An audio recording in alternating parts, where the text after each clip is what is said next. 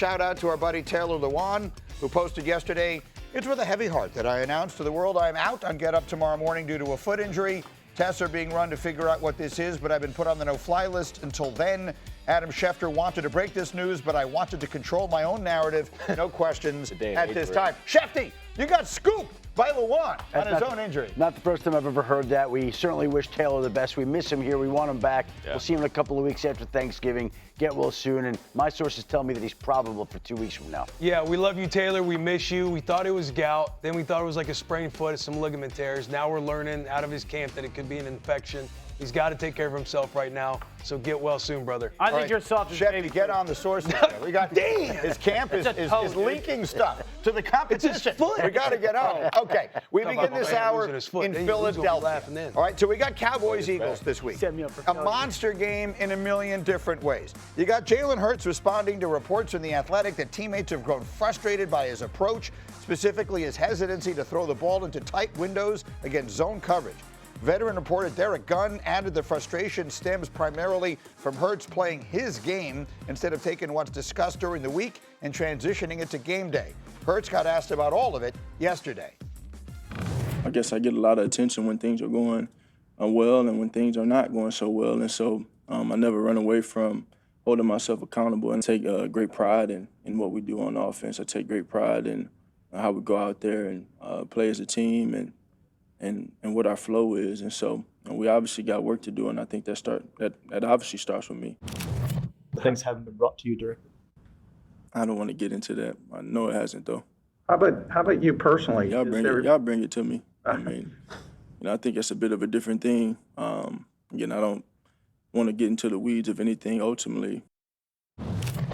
So, look, we spent about 15 minutes off the top of the show today diving into all of this drama in Philadelphia.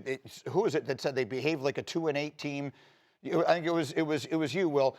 Everything that comes out of there would lead you to think that this team is 2-8, when the reality is that the defending Super Bowl champs and they're 8-2.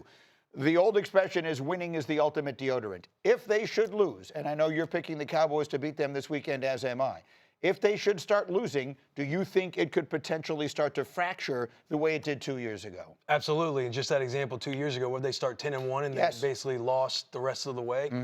Yeah, they're 8-2 right now. They feel like they're 2-8 internally. You can't tell me there's nothing going on. Clearly, there's something going on. Even a strong win can carry a weak ship for a little bit. I feel like it's weak internally right now, and I think it shows up eventually. It won't as of now, probably not until the playoffs, because they are in a weak division. Cowboys are the ones trying to climb out of the depths. Cowboys will win this weekend, but the Eagles, they will limp to the playoffs. I mean, if you put your finger on it before, they're going to limp to the playoffs.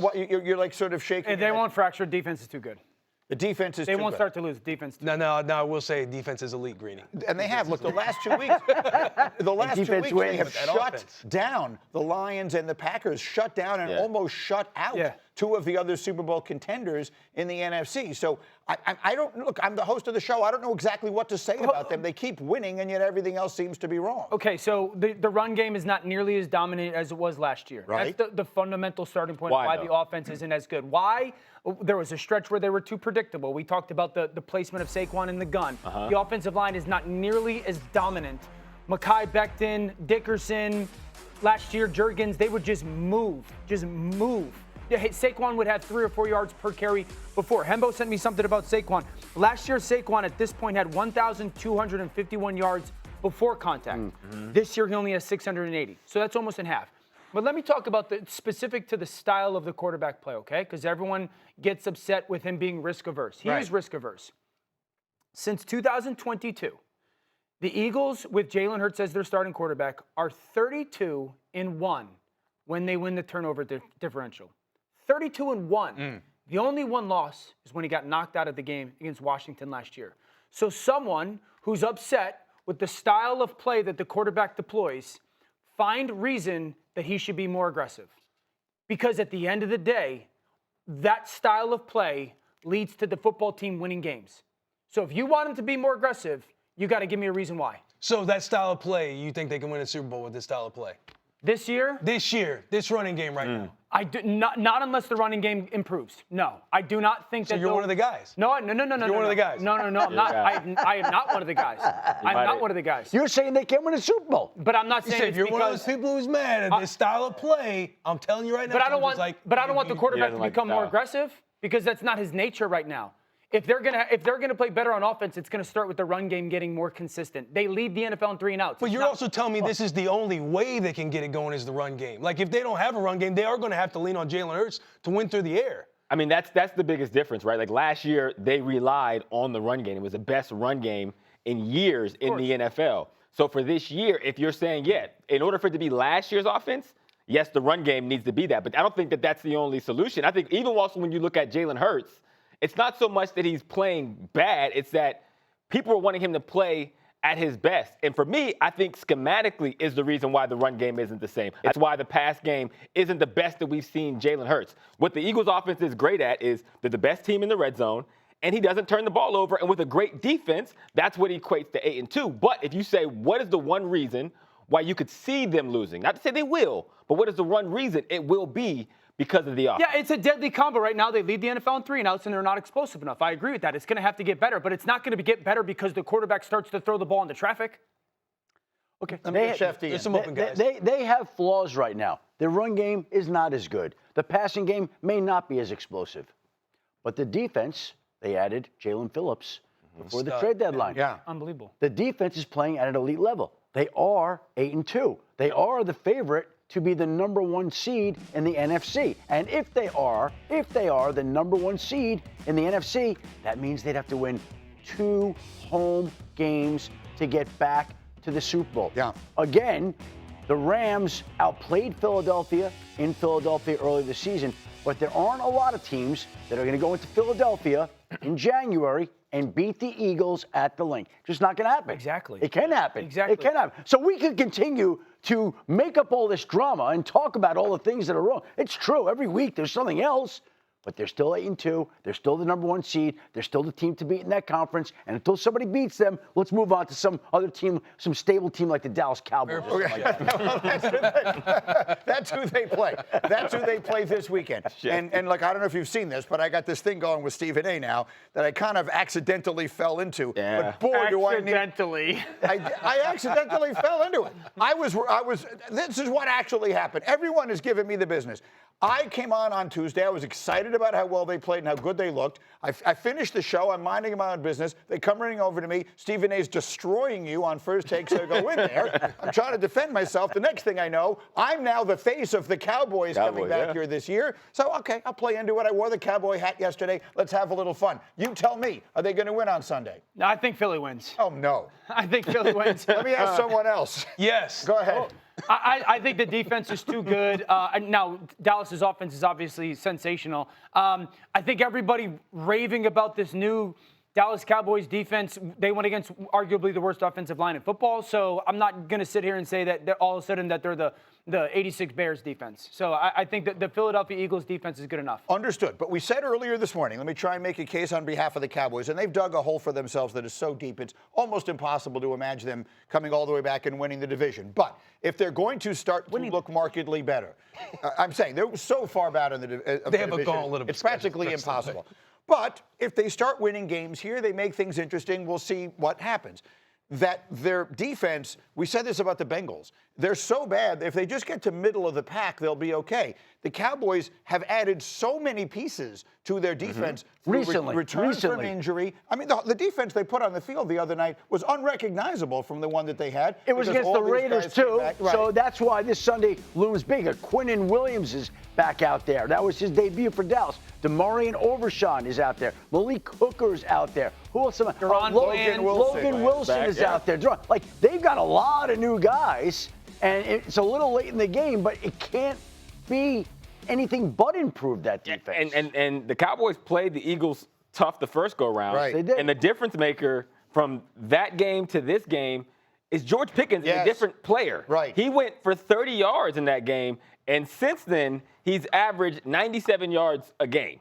And that's significant because CeeDee Lamb also went off. When we left that game, I remember us at this desk talking about we need more from George Pickens in order for this offense to take a step forward, and he has delivered that and then some. I mean, who is the #1 receiver on that team right now? George Pickens. I mean, that's what, right? CeeDee Lamb's one of the best receivers in the NFL. Statistically, what are you looking at me? Watching them right now, George Pickens looks unstoppable. He has 908 yards, and CeeDee has like 557. He's had injury. CeeDee missed time. But #1. I mean, they're both ones, though, right? They're both ones. Okay. What is the take? I'm being told you have a take. So here's to Hawk's point. He's 100% correct on the impact of George Pickens, because what the Cowboys are doing is they're putting George on one side, they're putting CeeDee in the bunch on the other side, and as a defense, you have to ask yourself, what are we going to do? So Pickens is at the bottom of the screen. So now CeeDee has space to motion. He gets outside leverage. Here comes an in-breaker, great. So then as a defense, you're like, all right, well, do we have to pay attention to CeeDee or George? George is up top by himself. Here comes the motion. The safety, right side of your screen, is leaning towards George because you have to, because you don't want to single him up one-on-one. Yep. Here comes a little ball fake, CeeDee on the crosser. Then you go down in the red zone. This is the one that declares it the most. Again, George is up top at the top of your screen. Look at the double team on Pickens, because not many people can match up with them. Then all of a sudden, you only got 4 over the top. For a defense dealing with bunch, Ferguson becomes uncovered in the red zone. So to Hawk's point, I totally agree. The Cowboys are being smart with the way that they're just aligning, and there's not a lot of teams. Philly can put Quignon by himself to match up with Pickens and CeeDee one-on-one. Yep. Shefty. Yeah, let me just point out one thing. Can we get Cindy to please put up A14? Yes, A14, right? I got it right. For the first time in the history of Get Up, I got something right here. A14, Cindy. Let's take a look at the Cowboys' record against the NFC East teams at home. 21-2. Their last loss was in 2017 against the Eagles. They're 6-1 at home with Dak at quarterback. Boys, the numbers tell you that Will C is a brilliant man. Guys, listen, you were talking about George Pickens he's a completely different player. Like, let's give the Philadelphia fans some credit here. Jalen Carter will be on the field. Nakobe Dean is healthy. They also got Jalen Phillips. Those will be additions. Yeah. Everybody wants to talk about, everybody wants to just pound the desk about Jalen Hurts quarterback drama going on in Philadelphia. I want to bring you to some drama in the Dallas linebacker room. Okay. There's a competition going on. A big aspect of why this defense did elevate last week and look as urgent and intentional and flying around with their hair on fire as they did. But Kenneth Murray, Logan Wilson, they're in the linebacker competition. They're rotating every series. Overshown's coming back. You named all the guys that are getting healthy. Having fun out there. They're playing with a lot of urgency. And I'm telling you, on Sunday, the Cowboys are going to beat the Eagles. It's spreading right now. It's spreading like a bacterial virus. Yeah. Look at it. It's a virus. We're all over the place. Lewan. We'll see. We have more on this as we I've continue. never seen a team beat a 2-win team and all of a sudden be like, whoa, how good is this team? How about them Cowboys? Did you see the way that defense played against the Raiders? We'll find out. All right, coming up, Dan, you're going to like this. Has one team, through a series of decisions, set itself back farther than any other franchise in the NFL? We'll tell you which team and why. All right, here we go. Here's Hembo today for the Mad Hatters. The question is this: including playoffs, which quarterback has the most career starts against any team in NFL history? So it's a quarterback versus a team. We need the quarterback and the team. Yeah. It's a great Hembo question right here. It's a top one. We tried to go. We had to read the question 10 times before we could figure out what the question actually was. Okay. We were clocking it. The quarterback is someone who has to play a long time. Right. We thought Tom Brady. We thought Flacco has been in the AFC North for forever. Ultimately, I think we landed on. We're going to go with Brett Favre and the Chicago Bears, Greeny. God, that was so close. No. That's so close. That's 2 away. Brett Favre versus the Bears, 36 starts.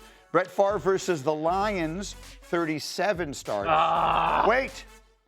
Tom Brady versus the Jets, 38 starts, and that is the You record. weren't saying That's on you. Tom Brady. You were saying Flacco. Tom Brady versus the Jets. What was we saying? We were saying Tom Brady. We was talking about Tom Brady. That was the fastest I He ever got a said the Hembo Jets question. weren't good. I said it right away. He said, no, Shefty it's got not it going right. to be Tom Let the Brady. record show. Shefty got it right immediately. surprised by that. Brady started a bunch of games against the Jets, obviously in New England, including 2 in the playoffs, and then 1 more with Tampa Bay. Okay, guys, you that was snake. close, but You didn't quite get snake. there. All right, meanwhile on planet Earth, we've been talking all week about this. This is my favorite player in the NFL right now. It's Darnell Washington, the enormous tight end for the Pittsburgh Steelers. The stiff arms he threw this week, just trucking Cleveland Browns on his way to a first down. Washington was on the St. Brown podcast yesterday and answering a question we've all been asking. How much does he weigh? How much do you weigh? Yeah, bro, I gotta ask, bro, because we looked it up. The internet said 260. I'm like, not 260, bro. Yeah, bro. We looked it up. Like, no way. I ain't finna cap to y'all. I ain't weighing myself in a minute, but Bro, what do you mean? You got weigh-ins every week. Look. Yeah. Look, he trying to get away. I ain't weighing myself in a minute. Okay. Yeah. Look, I'm gonna keep it a buck. Yeah. I'm 311. I knew it. I knew it. 311. Add 10. 311. That's what 311 looks like, right there. There goes Daniel. Yeah, you're the one going in there, just giving a little shoulder. That second effort was crazy. Look at this. Oh my You're God. DJ Turner right here. This is why Little League football has weight limits of who can carry the football or not. You know what you got to do there, Daniel? Go low. Yeah, you got to just snipe My favorite low. player to watch in the NFL. You don't run in up high with your shoulder. On we go. Let me get on to this because we got a serious topic going on right now in Atlanta. Falcons quarterback Michael Penix is out for the year. The team confirming he suffered a partially torn left ACL. Fully torn. You're saying fully torn? Fully torn. Fully torn, thank you, during a hit in the third quarter of Sunday's game against the Panthers. He's been placed on IR. He'll have full ACL reconstruction surgery, yes. Now, the numbers are these are just the facts. Going back to his days in college, this will be his 5th season-ending injury. That's 3 ACLs, at least 1 in each knee, to go along with all of the rest. And so I think the questions are legitimate about his future in the NFL. And I will preface, before we open this to the desk, this is horrible. This is the last thing in the world anybody wants to see. Doesn't make any difference what team you root for or against. But the history of football is filled with great players whose careers and promise have been cut short because of injury. It's a reality of what is, at times, a brutal game and a brutal business. And so the decision to take him where they took him, candidly, the series of decisions that franchise has made over the last 2 years suddenly are staring everyone right in the face. Yeah, I mean, thoughts and prayers out to Michael. I'm sure this is brutal for him. This is devastating. I mean, devastating for this organization. It's going to set them back years because there's no question that they're going to have to address and restart at the quarterback spot because of the timing of this injury and obviously Michael's history.